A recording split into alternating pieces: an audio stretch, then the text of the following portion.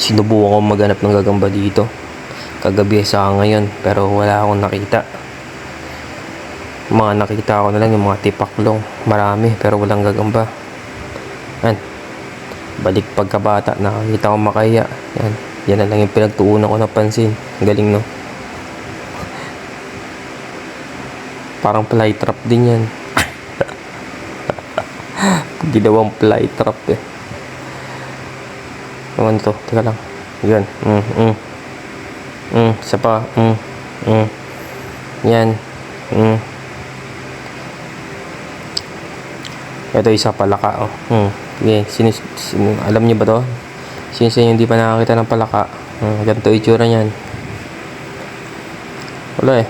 Naghuhuli ako tipaklong. Nakita ko palaka. Ayos din. Ibig sabihin malinis yung lugar. Walang kwenta naman itong ginagawa ko. Ito, ipapakain ko to din sa gagamba. Para siyang queen ant. Hindi ko alam kung queen ant to o ordinaryong gamo-gamo lang. Pero kukunin ko yan. Papakain ko yan doon sa sa mga natitira kong gagamba. Medyo mahina na to, pero dadakmay ko na.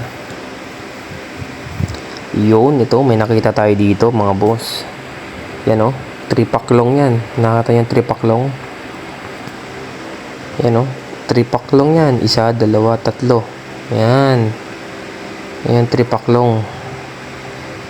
Kukunin din natin yan. Papakain natin sa gagamba yan. So ngayon, enjoy muna natin yung video.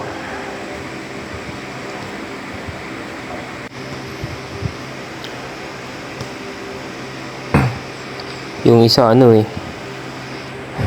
watcher o kaya taga-timbre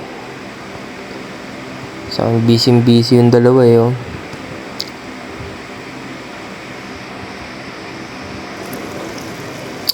sarap ng agos medyo malayo ito doon sa pinuntahan ko kanina. Tapos ito lang yung mga gagamba dito. Mga nanguhuli yata ng isda itong mga gagamba na to Siyempre yung ibang insekto rin. Ayun puro ganito nakakuha nila attention ko Pero mamaya maliligo-ligo na rin ako mamaya. Linaw ng tubig lakas ang agos.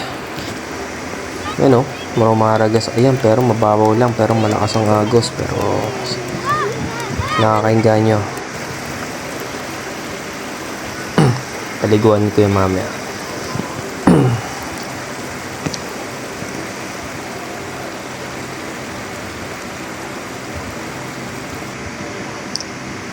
Ito may tutubi. Pandagdag din to. Pandagdag sa content. Try natin makabot ng 3 minutes. Yan